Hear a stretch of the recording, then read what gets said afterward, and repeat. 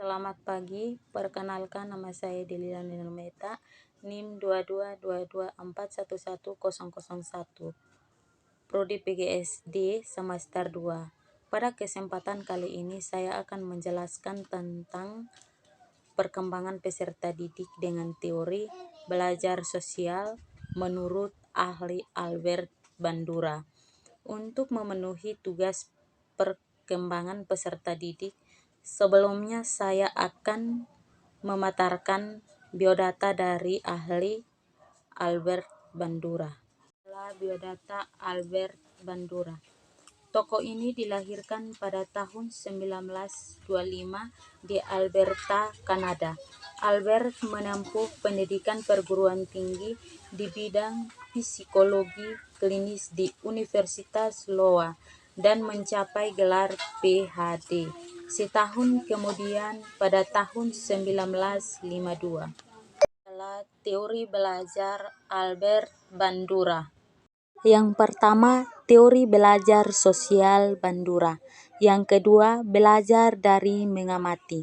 Yang ketiga, fase-fase. 1. Perhatian. 2. Pengingatan. 3. Reproduksi. 4. Motivasi. Yang ketiga, prinsip-prinsip yang mendasari teori belajar sosial. 1. Faktor-faktor yang saling menentukan. 2. Kemampuan membuat atau memahami simbol, tanda, atau lambang. 3. Kemampuan berpikir ke depan. 4. Kemampuan untuk seolah-olah mengalami sendirian yang dialami orang lain. 5. Kemampuan mengatur diri sendiri. 6. Kemampuan untuk merefleksi. Yang keempat, konsep-konsep penting dalam kepribadian. 1. Sistem diri. 2. Efikasi diri. 3. Regulasi diri. Pengertian teori belajar sosial, konsep dan penerapnya. Teori belajar sosial adalah teori yang menekankan pentingnya mengamati, mencontoh, dan meniru perilaku, sikap, serta reaksi emosional orang lain.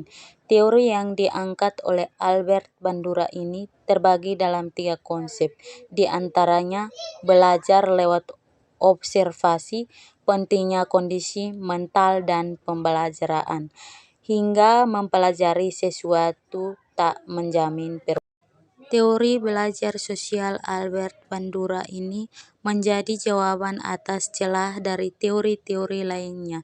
Salah satu contoh teori belajar sosial adalah ketika seorang anak mempelajari perilaku orang tuanya setiap hari, seperti pergi ke kantor, menjalani hobi, atau menolong orang lain yang membutuhkan. Sekian pembelajaran mata kuliahnya perkembangan peserta didik. Terima kasih.